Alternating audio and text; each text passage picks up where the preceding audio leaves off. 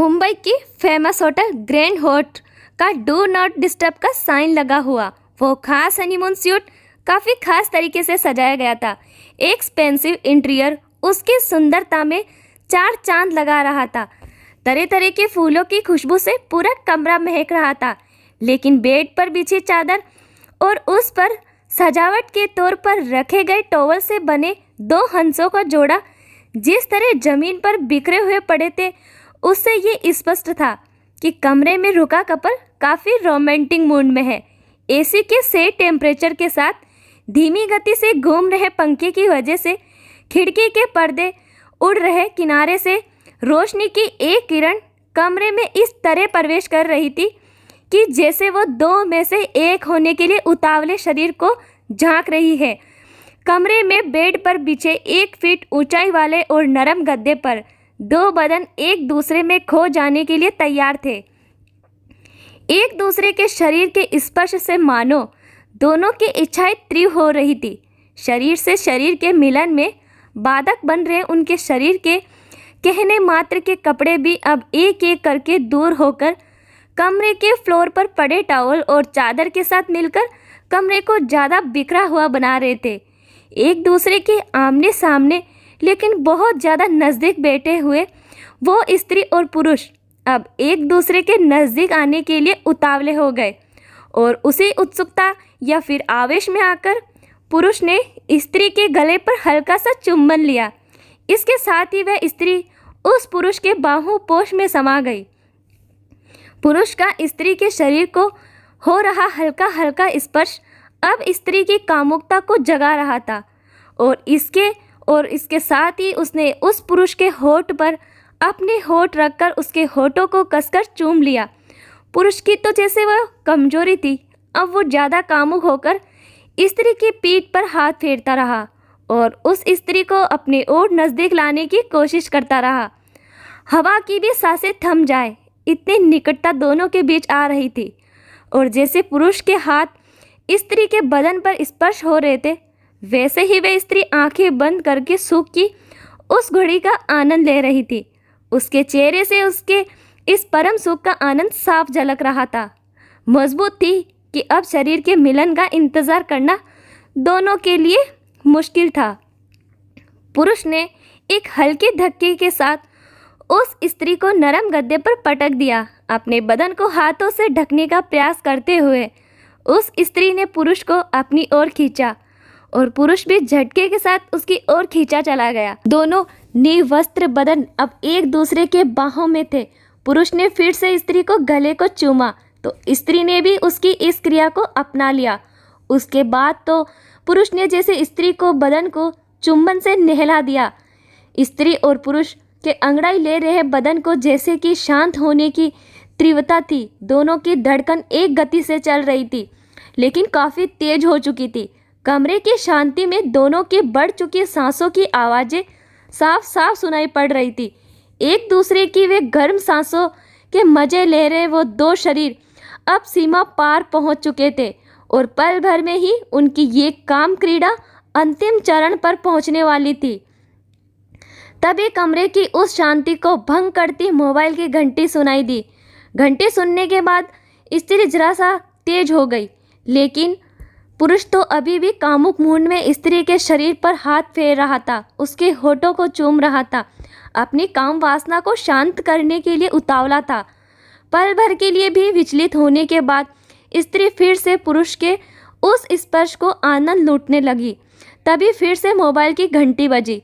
इस बार पुरुष भी थोड़ा सा विचलित हो उठा लेकिन उसने मोबाइल हाथ में लेकर रिंग साइलेंट कर दी। पुरुष अब इस कदर कामुक हो चुका था कि अब खुद पर काबू करना जैसे नामुमकिन था। लेकिन फिर से मोबाइल की घंटी बजी।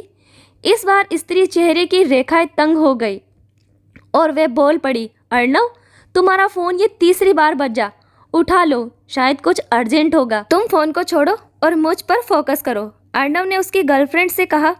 फिर अर्णव की गर्लफ्रेंड तान्या ने कहा, तुम्हारे घर में सबको पता है कि अगर तुम एक रिंग में फ़ोन नहीं उठाते हो उसका मतलब तुम बिजी हो और इसीलिए फिर तुम्हें कोई फ़ोन नहीं करता। लेकिन आज ये तीसरी बार फ़ोन आया है, पक्का कुछ बात होगी। तान्या ने चिंता व्यक्त करते हुए कहा। ठीक है, चलो मैं देख लेता हूँ, कहकर अर्णव ने मोबाइल हाथ में लिया। मोबाइल हाथ में था, लेकिन अभी भी अर्णव तान्या के ऊपर झुका हुआ था। और इसी स्थिति में तान्या ने पूछा, किसका फ़ोन था? माँ का। अर्णव ने फ़ोन देखते हुए कहा, कुछ काम होगा शायद उन्हें, तुम बात कर लो। तान्या ने कहा, बाद में कर लूँगा यार, कितना अच्छा मूड था मेरा। अर्णव ने बेपरवाह होकर कहा, नहीं अभी बात कर लो। तान्या ने जैसे ऑर्डर देते हुए कहा और आखिरकार अर्णव उसके बदन के ऊपर से हटा और उसने अपनी माँ को फ़ोन मिलाया। लेकिन अभी भी अर्णव तान्या के बदन को छेड़ रहा था। हेलो मम्मी, फ़ोन किया था आपने, कहकर अर्णव ने बात शुरू की। सामने की ओर से कुछ बोला जा रहा था, जैसे अर्णव बड़े ध्यान से सुन रहा था। वो तान्या ने भी नोटिस किया। थोड़ी देर बाद सुनने के बाद अर्णव अचानक से चिल्ला उठा, व्हाट? ठीक है, मैं आ रहा हूँ, कहकर उसने फ़ोन काट दिया। क्या हुआ अर्णव? इस तरह चिल्लाते देख तान्या चादर से अपने बदन ढककर बैठते हुए बोल पड़ी, कुछ नहीं, घर जाना पड़ेगा। अर्णव ने बिंदास होकर जवाब दिया और कमरे में से कपड़े ढूंढकर पहनने लगा। लेकिन हुआ क्या, घर पर सब ठीक है ना? फिर से तान्या ने अर्णव से पूछा। बाद में बताऊंगा, फिलहाल निकलना पड़ेगा मुझे, और सॉरी डार्लिंग, आज मैं और तुम दोनों अधूरे रह गए, कहकर अर्णव तान्या के होठ को जोर से चूम लिया। मैं पेमेंट कर देता हूँ, तुम अपने हिसाब से थोड़ी देर के बाद निकल जाना, कहकर अर्णव कमरे में बिखरे फूलों को मसलते हुए उस हनीमून सूट से होटल के कॉरिडोर में लंबे लंबे कदमों से आगे बढ़ा। अपने हाथ में रखी चाबी को उंगली से घुमाते हुए कुछ गुनगुनाते हुए अर्णव आखिरकार होटल के रिसेप्शन तक पहुंचा।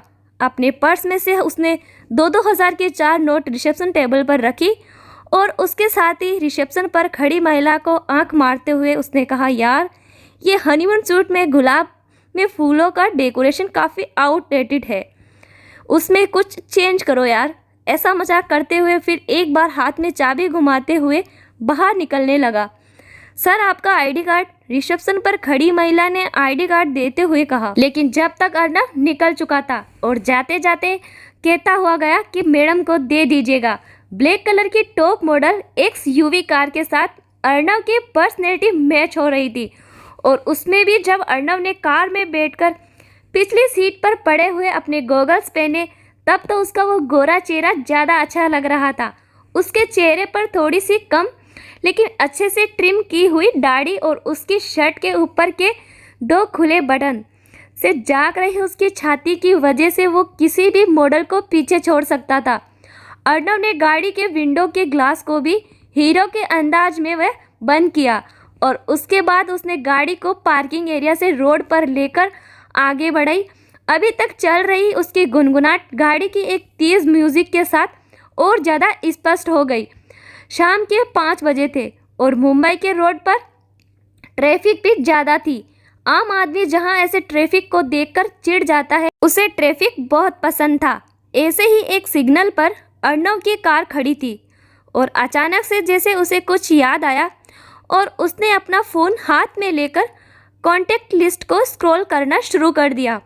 आखिरकार तान्या, जिसके नाम के आगे एक किस का इमोजी बना हुआ था। अर्णव ने उस नंबर को डायल किया, फ़ोन को स्पीकर पर रखा। अर्णव ट्रैफिक में फिर से गुनगुनाने लगा। कुछ ही मिनटों में सामने की ओर से फ़ोन उठाया गया। हाय तान्या, क्या कर रही हो? अर्णव ने तान्या के नाम को बड़े प्यार से खींचा। तुम ऐसे मेरे नाम को मत पुकारो। क्यों क्यों? अर्णव ने एक नटखट हास्य के साथ पूछा। तुम्हें पता है ना, तुम्हारे मुंह से इस तरह बुलाया गया नाम मुझे कितना कामू कर देता है। फिर वही नाराज़गी जताई। इसीलिए तो ऐसे पुकारता हूँ तुम्हें तान्या, अर्णव ने फिर एक बार मस्ती करते हुए कहा। बस भी करो अब। अच्छा सुनो, अर्णव ने अब थोड़ा सीरियस होते हुए बोल पड़ा। हाँ बोलो। रिसेप्शन में हमारे आईडी कार्ड ले आना। तुम हमारे आईडी भी भूल गए? तान्या ने पूछा। मैं भूला नहीं था, लेकिन मैं जल्दी में था, इसीलिए बिना समय बर्बाद किए चला आया। अर्णव ने बोला। हाँ, तुम आज कुछ ज़्यादा जल्दी में थे, इसीलिए तुम अधूरे ही चले गए। तान्या ने शरारती मुस्कान के साथ कहा। हाँ मेरी जान, आज वो जल्दी में था, वरना मैं उस वक्त तुमसे अलग नहीं होना चाहता था। तुम्हें तो मैं पूरा खा जाना चाहता था। अर्णव ने फिर से मूड में लग रहा था। अच्छा, अगली बार खा लेना। फिर वही शरारती शब्द बोल गए। ये भी कोई कहने की बात है? तुम्हें खाने का तो मैं हर वक्त तैयार हूँ, अर्णव ने फिर बेचैन होते हुए कहा। ये सब छोड़ो, पहले तो मुझे बताओ कि तुमने इस बार हनीमून सूट क्यों बुक किया था? तान्या ने सवाल किया, बस थोड़े चेंज के लिए।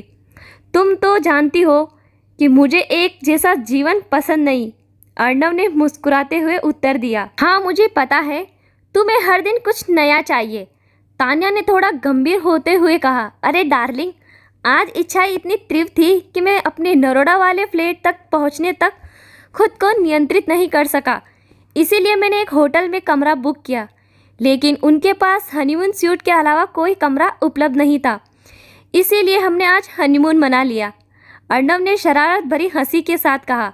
अधूरा हनीमून? तान्या ने अर्णव की चुटकी लेते हुए कहा। हाँ तो अब मैं फिर से हनीमून मना लूँगा, वो भी डबल, अर्णव ने आंखें घुमाते हुए कहा। वह ट्रैफिक लाइट हरी हो गई और कार फिर से धीमी गति से सड़क पर दौड़ने लगी। अच्छा ये बताओ, माँ ने क्या कहा जो तुम ऐसे भाग गए? तान्या ने थोड़ा सामान्य होते हुए पूछा। कोई खास बात नहीं, लेकिन मुझे घर जाना पड़ा। घर जाकर मैं इस बारे में डिटेल में बात करूँगा, ठीक है? चलो अब मैं भी होटल से निकलती हूँ। ठीक है, बाय।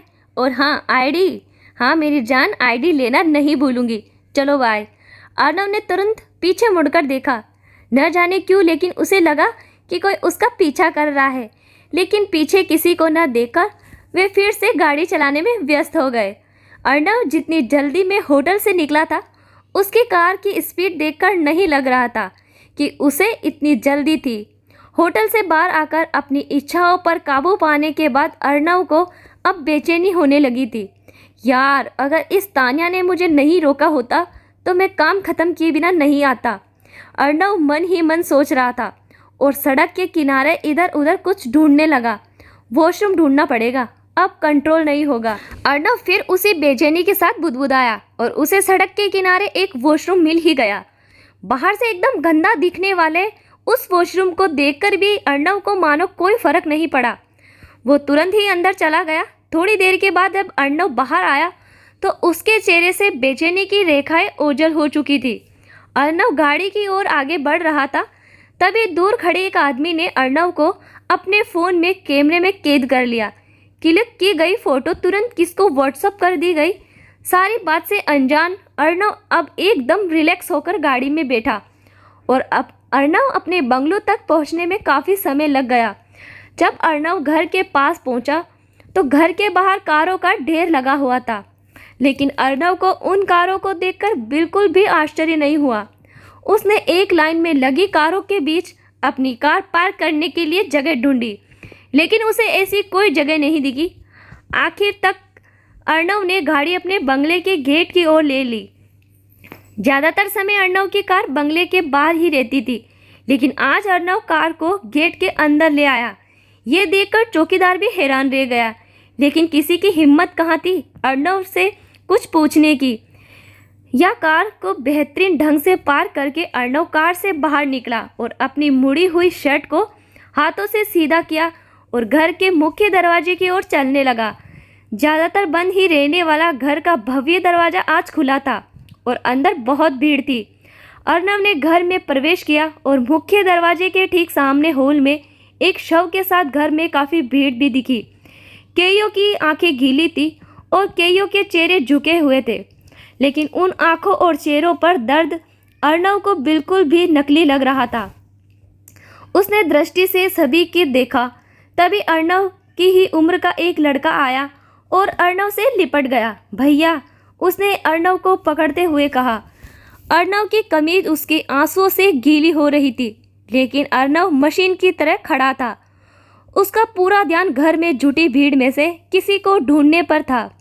उसकी नज़रें एक एक चेहरे को जांचकर किसी को ढूंढने की कोशिश कर रही थी। अर्णव को अब साफ नज़र आ रहा था कि भीड़ के ठीक बीच सफ़ेद साड़ी में एक औरत खड़ी है, जिसके चारों ओर पूरी भीड़ बिखरी हुई खड़ी थी। महिला की नज़रें अर्णव की ओर पड़ी। धीरे धीरे वह स्त्री अर्णव के पास पहुंची और अर्णव की छाती पर सिर रखकर फूट फूट कर रोने लगी।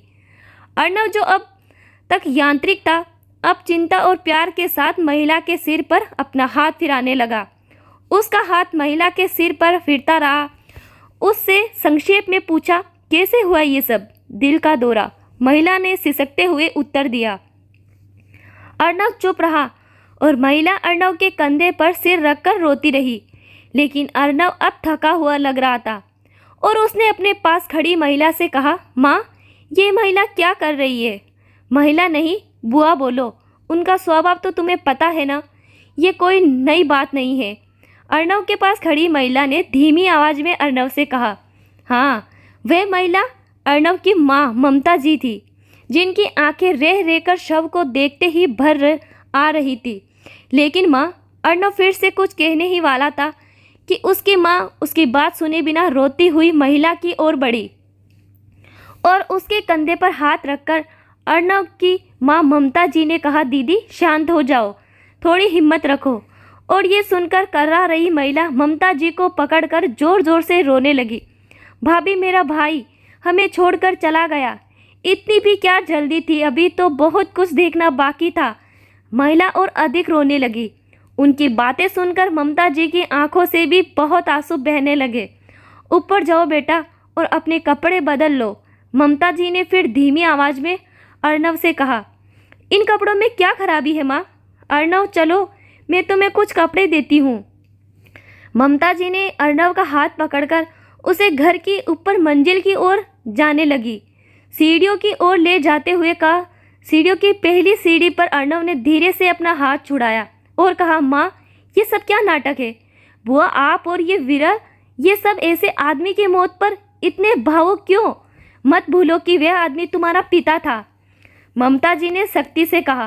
पिता, माय फुट, बस शांत रहो। ममता जी ने फिर से नम आंखों से थोड़ी ऊंची आवाज़ में कहा। ऐसे आदमी की मौत पर आंसू क्यों बहाने? आपको तो खुश होना चाहिए, उसकी प्रताड़ना से छुटकारा मिला आपको। अर्णव ने गुस्से में कहा। अर्णव, तुम क्या बोल रहे हो? तुम्हें कुछ पता भी है? ममता जी ने अब रोते हुए कहा। मैंने क्या गलत कहा जिसने तुम्हें अब तक दर्द और धोखे के अलावा कुछ नहीं दिया? उसकी मौत पर आंसू कैसे? अर्णव गुस्से में बोल रहा था। अब एक शब्द भी मत बोलना, जाओ अपने कपड़े बदलो और नीचे आओ। अर्णव गुस्से में सीढ़ियाँ चढ़ने लगा। आज तक ऐसा कभी नहीं हुआ था कि अर्णव ने अपनी माँ की कोई बात नहीं मानी हो, और आज भी ऐसा नहीं हुआ। अर्णव चुपचाप अपने कपड़े बदलने के लिए अपने कमरे में चला गया। उसका गुस्सा अभी भी जारी था और इसीलिए कमरे के दरवाजे से लेकर अलमारी का शटर तक वो पटक रहा था। सफ़ेद कपड़े पहने अर्णव को तभी उसका फ़ोन बजा। फ़ोन स्क्रीन पर तान्या और किस वाली इमोजी फ्लैश हो रही थी। एक रिंग के बाद कपड़े पहनते हुए ही अर्णव फ़ोन रिसीव किया। हेलो, घर पहुंच गए? तान्या ने पूछा। हाँ मेरी जान। अर्णव सब भूल गया और मूड में आ गया। कोई इमरजेंसी थी क्या? घर पर माँ ने फ़ोन क्यों किया था? तान्या एक के बाद एक सवाल पूछने लगी। अरे यार, तुम्हें बहुत इंटरेस्ट है इन सब बातों में। अर्णव ने तान्या का मजाक उड़ाते हुए कहा। अरे मुझे तुम्हारी चिंता हो रही थी, बस कुछ खास नहीं। मुझे एक अंतिम संस्कार में जाना था, इसीलिए माँ का फ़ोन आया था। अर्णव ने मुस्कुराते हुए जवाब दिया। किसका अंतिम संस्कार? सेठ चंद्र राय मेहता का। अर्णव ने गुस्सा करते हुए कहा। क्या तुम इतने हैरान क्यों हो? अर्णव ने तान्या को देखकर कहा। तुम हैरान नहीं हो? क्या तुम्हें झटका नहीं लगा? बिल्कुल नहीं, अर्णव ने तपाक से उत्तर दिया। तुम ये बेकार की बात बंद करो तान्या। अर्णव ने फिर उसी स्वर में तान्या को बुलाया। फिर शुरू हो गए तुम। तान्या थोड़ा चिढ़ गई। अर्णव अब तान्या को छेड़ रहा था। अर्णव, क्या तुम्हें सच में रोना नहीं आ रहा? क्या तुम्हें दुख नहीं हो रहा? मुझे पता है तुम्हें मेरे व्यवहार से हैरान है, लेकिन अगर तुम इसे मेरी बेशर्मी मानती हो तो मैं बेशर्मी सही, लेकिन मुझे रोना नहीं आ रहा।